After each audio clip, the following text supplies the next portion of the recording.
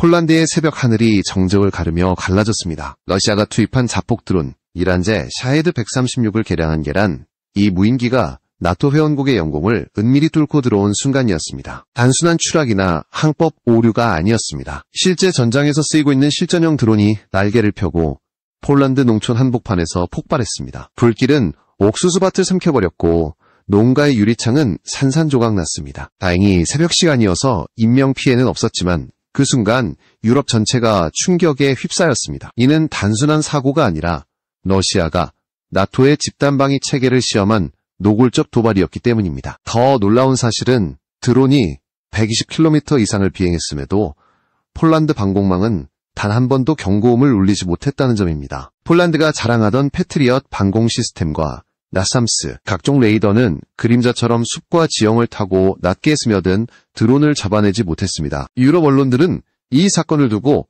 나토 심장부에 경고음이 울렸다고 표현했습니다. 폴란드 영공이 무방비 상태로 뚫렸다는 사실은 유럽 안보의 치명적 균열을 보여주는 장면이었습니다. 만약 이번에 투입된 드론이 단순한 폭발물이 아니라 화학무기나 생물학무기를 탑재했다면 어땠을까요? 폴란드 전체가 속수무책으로 무너질 수밖에 없었을 것입니다. 폴란드의 지정학적 위치는 러시아에게 압박하기 최적의 지점입니다. 우크라이나와 국경을 맞대고 있고 벨라루스를 통한 우회 침투 가능성까지 고려하면 폴란드 영토 전역이 언제든 시험대가 될 수 있습니다. 실제로 나토 내부에서도 폴란드는 러시아의 전면 침공 시 1순위 타격 대상, 최전선 국가로 꼽혀왔습니다. 문제는 이번 사건이 결코 단발성이 아니라는 점입니다. 루마니아, 리투아니아에서도 러시아 드론이 추락한 사례가 있었고 그때마다 나토는 긴급 대응했지만 뚜렷한 해법을 내놓지 못했습니다. CNN은 이번 사건을 두고 러시아가 유럽 방공체계 구멍을 치밀하게 파고들고 있다고 보도했습니다. 나토의 제5조 집단방위 조약 발동선을 시험하는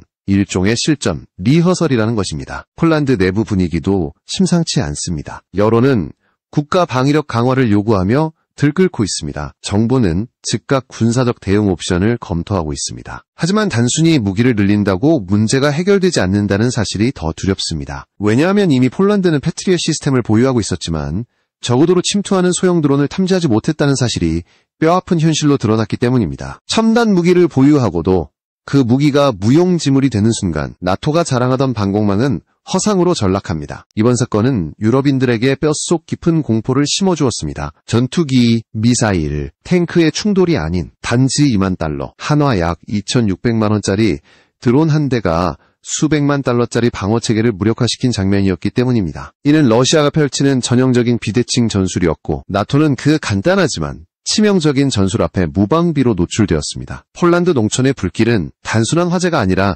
유럽 안보의 허술함을 상징하는 경고탄이 되었습니다. 폴란드의 하늘이 뚫린 그 순간 유럽은 더 이상 안전지대가 아니라는 사실을 뼈저리게 깨달았습니다. 그리고 그 공포는 단순히 폴란드만의 위협이 아니라 나토 전체, 나아가 한국을 비롯한 동아시아 안보까지 흔드는 파급력을 예고하는 첫 장면이었습니다. 폴란드 영공을 파고든 드론 사건은 단순한 군사 충돌이 아니라 나토 방공망의 치명적인 허점을 적나라하게 드러낸 사건이었습니다. 문제는 기술적 한계에서 비롯되었습니다. 드론은 숲과 지형을 타고 저고도로 비행하면서 기존 레이더의 탐지 범위를 교묘히 회피했습니다. 비행 고도가 50m 이하로 떨어지면 레이더는 지형의 반사파 때문에 빈 공간만을 보여줄 뿐 실체를 잡아내지 못하는 경우가 많습니다. 러시아는 바로 이 점을 파악하고 의도적으로 폴란드 방공망을 시험한 것입니다. 영국 BBC는 이 사건을 두고 나토의 심장부에 울린 경고음이라고 보도했습니다. 그만큼 충격은 컸습니다. 나토는 집단방위 체계를 자랑하지만 실제로는 단 한 대의 드론도 잡아내지 못했습니다. 유럽 방공 체계는 이미 오래전부터 첨단 미사일 요격에는 집중해왔으나 값싸고 은밀한 드론에 대한 대비는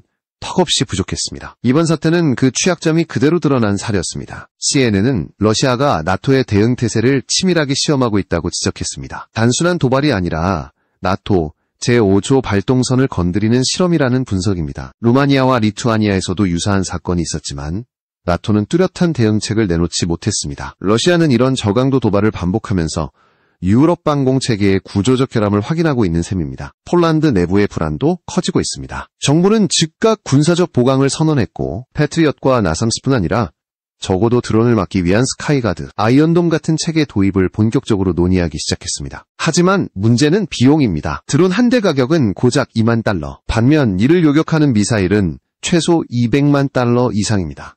단순 비교만 해도 100배의 비용 차이가 발생하는 불균형 전장입니다. 폴란드가 GDP의 4% 이상을 이미 국방비로 쓰고 있는 상황에서 이런 방식의 소모전은 장기적으로 감당하기 어렵습니다. 더욱 심각한 건 기술적 허점만이 아닙니다. 정치적 딜레마도 함께 드러났습니다. 폴란드는 강경 대응을 촉구하지만 독일과 프랑스는 전면전 확대를 우려하며 신중한 태도를 고수하고 있습니다. 나토가 제5조를 발동한다는 건 곧 러시아와 전면전에 들어가는 것을 의미하기 때문에 유럽 내부에서도 이해관계가 충돌하고 있습니다. 월스트리트 저널은 이번 사태를 두고 폴란드의 요구는 나토 내부 단결을 시험하는 리트머스 시험지라고 평가했습니다. 러시아의 전략은 더욱 교묘합니다. 본격적인 전면전을 유발하지 않고 드론 침투 같은 저강도 도발을 반복하는 것입니다. 나토가 대응에 지치게 만들고 동시에 유럽 사회 내부에서 전쟁 피로감을 키우는 것이 목적입니다. 이는 곧 정치적 균열과 군사적 무력함을 동시에 드러내는 치밀한 전술입니다. 이 상황에서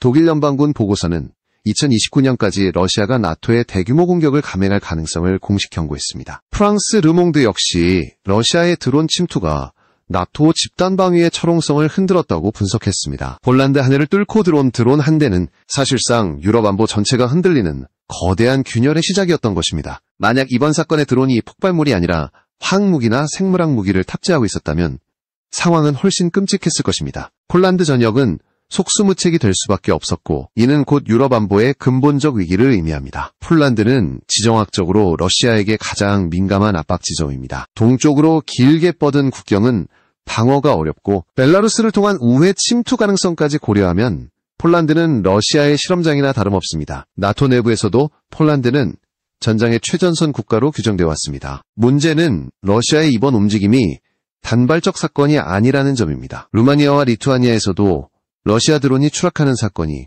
반복적으로 발생했습니다. 나토는 매번 긴급 대응했지만 근본적 대책을 마련하지 못했습니다. 이는 곧 러시아가 의도적으로 나토 국가들의 대응 태세를 시험하고 있음을 보여줍니다. 집단방위 체계라는 나토의 신뢰성 자체가 도마 위에 오르는 순간이었습니다. 폴란드 정부는 즉각 군사적 보강을 선언했지만 문제는 단순히 무기를 늘리는 차원이 아닙니다. 이미 패트리엇 같은 첨단 방공 체계를 갖추고 있음에도 불구하고 적어도 드론을 탐지하지 못했다는 사실은 운영 미숙이 아니라 시스템의 구조적 한계를 보여주었습니다. 드론 방어에 있어 기존 레이더와 요격 미사일 체계만으로는 한계가 명확히 드러난 것입니다. 드론과 같은 비대칭 전력의 강점은 바로 비용 대비 효과에 있습니다. 불과 2만 달러에 불과한 드론 한 대가 수백만 달러짜리 미사일을 소모하게 만드는 순간 방어체계는 전략적 수지타산을 완전히 잃습니다. 이는 러시아가 선택한 가장 경제적이고 효율적인 압박 방식이며 나토는 여기에 맞설 효과적 해법을 찾지 못하고 있습니다. 더욱이 이번 사건은 단순히 군사 문제를 넘어서 정치적 파장까지 불러왔습니다. 집단방위 조약 제5조 발동 가능성이 언급되지만 이는 곧 러시아와의 전면전으로 이어질 위험이 큽니다. 나토 내부의 전략적 이해관계는 미묘하게 엇갈리고 폴란드는 강경책을 원하지만 독일과 프랑스는 신중론을 유지하고 있습니다. 그 사이 러시아는 저강도 도발을 통해 서서히 압박을 높여갑니다. 미국 뉴욕타임스는 중국이 대만을 압박하는 순간 러시아가 동시에 유럽을 흔들어 나토의 시선을 분산시키는 이중 전선 전략을 현실화할 수 있다고 지적했습니다. 이는 곧 유럽 안보가 아시아와 직결된다는 사실을 의미합니다. 한국 역시 예외가 될 수 없습니다. 나토의 집단방위 위기가 동아시아의 불안정으로 이어질 수 있다는 경고이기도 합니다. 결국 이번 사건은 러시아가 유럽 전체를 상대로 벌인 일종의 실전 리허설이자 정치적, 군사적 메시지였습니다. 폴란드가 직면한 위협은 단순한 국경 분쟁을 넘어 유럽과 아시아를 동시에 흔드는 전략적 파급력을 지니고 있었습니다. 세계는 지금 러시아의 드론 한 대가 던진 도전 앞에서 안보 패러다임을 근본적으로 재검토해야 하는 상황에 놓인 것입니다. 폴란드가 직면한 또 하나의 문제는 군사적 취약성과 더불어 경제적 불안정성입니다. 이번 드론 공격으로 피해를 입은 지역은 단순한 농촌이 아니라 유럽 식량 공급망의 핵심 중 하나였습니다. 옥수수와 밀 생산에서 중요한 비중을 차지하는 폴란드 농지가 초토화된다는 것은 곧 유럽 곡물 가격과 공급 안정성에 직접적인 충격을 준다는 의미입니다. 로이터는 러시아의 드론 공격이 단순히 군사적 목적이 아니라 식량 안보를 흔드는 전략적 효과까지 노리고 있다고 분석했습니다. 폴란드는 이미 GDP의 4% 이상을 국방비로 투입하고 있습니다. 이는 나토 평균의 2배에 달하는 수준입니다. 그러나 이번 사건이 보여주듯 단순히 국방비를 늘린다고 해서 효과적인 방어가 보장되지는 않습니다. 첨단 방공망조차 드론에 속수무책으로 무너졌기 때문입니다. 결국 폴란드는 군비 확장과 나토 지원 요청이라는 제한된 선택지만을 쥐고 있습니다. 하지만 그 과정에서 자국 경제가 감당해야 할 비용은 상상을 초월합니다. 이 같은 상황은 나토 내부에서도 정치적 균열을 불러옵니다. 폴란드는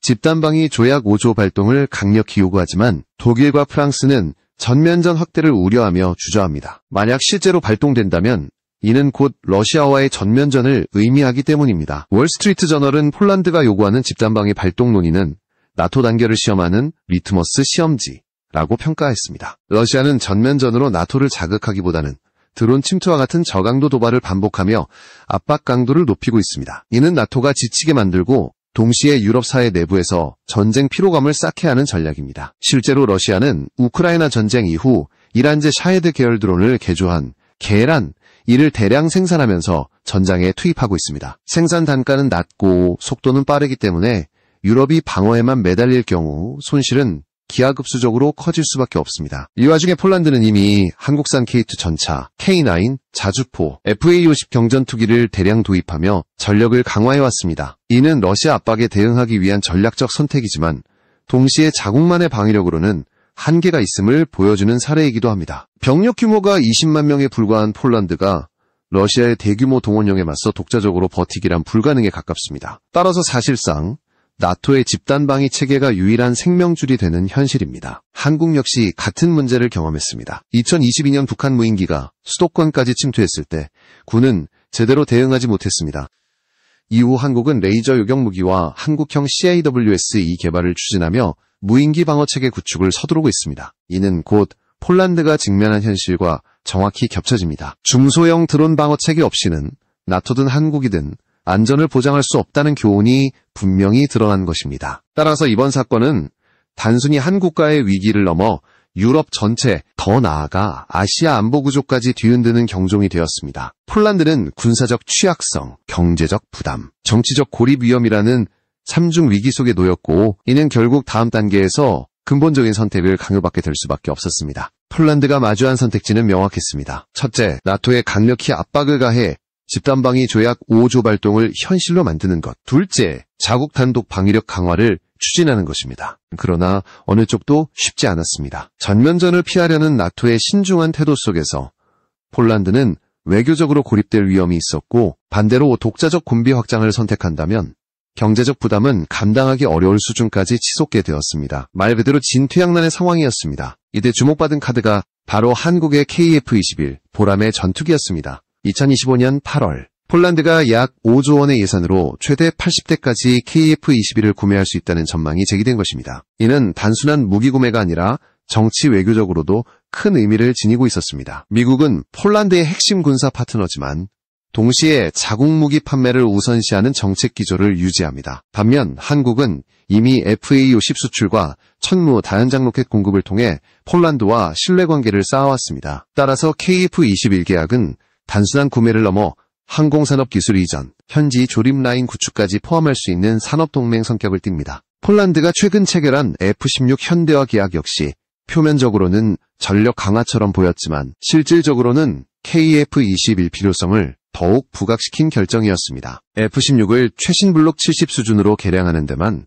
2030년부터 2038년까지 긴 시간이 소요되기 때문입니다. 당장의 전력 공백을 메우기에는 턱없이 늦은 일정입니다. 반면 KF-21은 이미 한국 내에서 120대 양산 계획이 확정되어 있고 공대지 무장 통합 개발도 일정을 앞당겨 추진되고 있습니다. 연간 30대 이상 대량 생산이 가능하기 때문에 5조 원 수준의 예산으로도 40에서 50대를 빠르게 확보할 수 있습니다. 이는 곧 2030년대 초반부터 즉시 전력화가 가능하다는 압도적인 장점을 제공합니다. 더 나아가 KF-21 도입은 폴란드 항공산업 자체의 도약을 의미합니다. 독일과 프랑스가 주도하는 유럽 항공기 산업은 기술 이전에 극도로 인색했지만 한국은 이미 FA-50 폴란드형 블록 20 계약에서 현지 정비 인프라와 기술 이전을 보장한 경험이 있습니다. KF-21 역시 현지 조립 라인과 부품 생산 참여, 나아가 자체 무장 통합까지 가능성이 논의되고 있습니다. 폴란드가 자국 항공산업 생태계를 구축할 수 있는 역사적 기회를 잡을 수 있는 것입니다. 정치적 파장 또한 큽니다. 미국은 여전히 F-35A를 통해 폴란드의 군사 의존도를 유지하려 하지만 지나친 비용과 생산 지연은 내부 불만을 키우고 있습니다. 반대로 한국과의 협력은 군사적 자율성을 높이면서도 미국과의 관계를 해치지 않는 균형점을 제공합니다. 이미 FA-50 도입이 그 사례입니다. 폴란드는 미국산 에이사 레이더와 무장을 그대로 사용하면서도 한국 플랫폼을 통해 전력을 강화해왔습니다. 러시아 위협이 지속되는 한 폴란드에게 전력 공백은 더 이상 감수할 수 없는 리스크입니다. 우크라이나 전쟁이 보여준 것처럼 전술 항공력의 부족은 곧 국가 안보의 직접적 위협으로 이어집니다. 드론과 미사일만으로는 공중 우위를 장악할 수 없고 결국 충분한 수량의 전투기가 필요합니다. 이 때문에 KF-21은 단순한 옵션이 아니라 F-16 현대화와 F-35 도입 사이의 공백을 메워줄 유일하고도 현실적인 카드로 부상했습니다.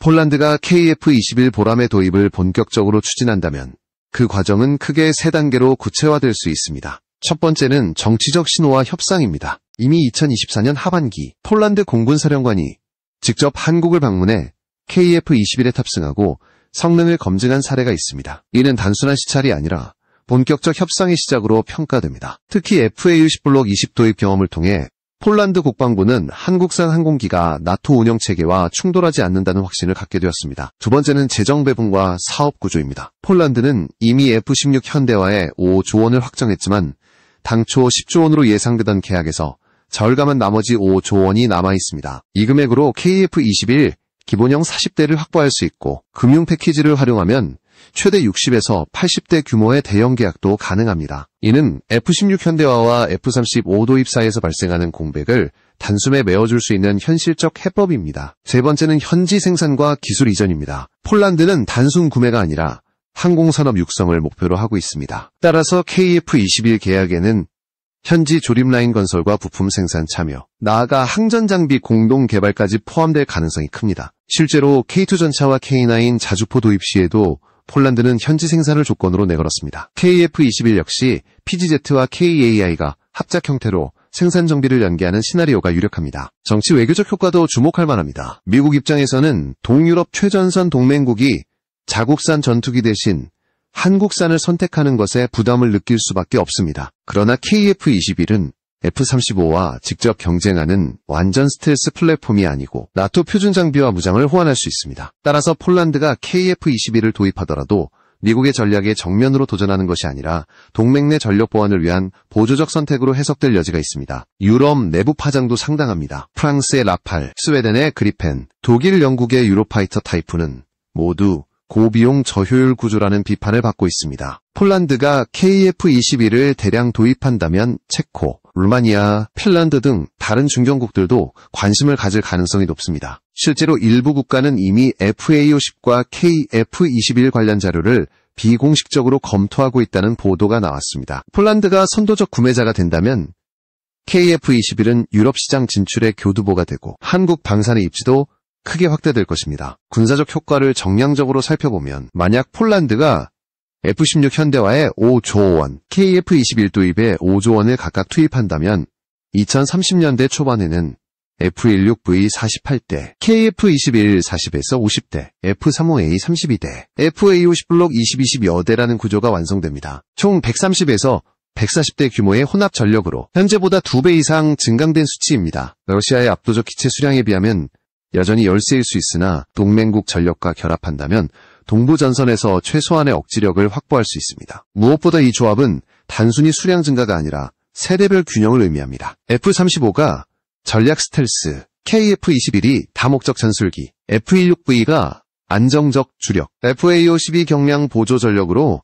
역할을 분담하는 구조가 완성됩니다. 이는 곧 시간, 비용, 정치, 산업, 전략을 동시에 충족시키는 해법이 됩니다. 폴란드가 러시아와 맞서는 최전선 국가로서 선택할 수 있는 가장 합리적 카드가 바로 KF-21이라는 사실이 분명해지고 있습니다. 결국 폴란드 하늘을 갈라놓은 러시아 드론의 침투는 단순한 도발이 아니었습니다. 그것은 나토 방공망의 허술함을 증명하는 동시에 폴란드가 어떤 선택을 해야 하는지 극명하게 보여준 사건이었습니다. KF-21 도입 가능성은 더 이상 단순한 가정이 아니라 폴란드가 생존을 위해 반드시 고려해야 할 전략적 현실로 자리 잡고 있습니다. 그리고 이 교훈은 한국에도 명확한 메시지를 던집니다. 드론 전쟁의 시대, 방공망 혁신과 전술 항공력 확보 없이는 그 어떤 국가도 안전을 보장받을 수 없다는 냉혹한 진실.